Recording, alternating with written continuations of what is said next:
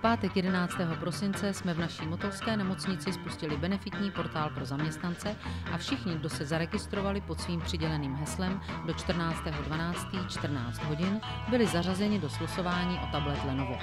Abychom dodrželi slib a losovali opravdu ještě v pondělí 14. prosince, vydali jsme se za panem ředitelem až na magistrát a losovačka dala začít.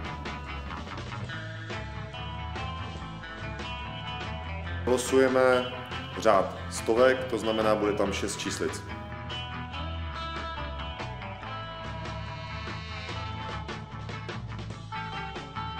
Nula. Hazujeme řád desítek. Je to 4. Takže teďka losujeme řád jednotek.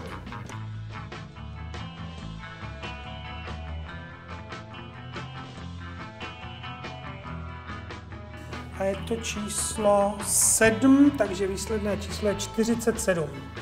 A pod číslem 47 máme jméno Monika Šajnerová, takže blahopřejeme, Moniko. A na závěr vám ještě chceme připomenout, že každý, kdo do 31. prosince nakoupí za jakoukoliv částku v e-shopu CZC.cz, je automaticky zařazen do slosování o 3 chytré telefony. Když už štěstí se mají na mě, tak budeš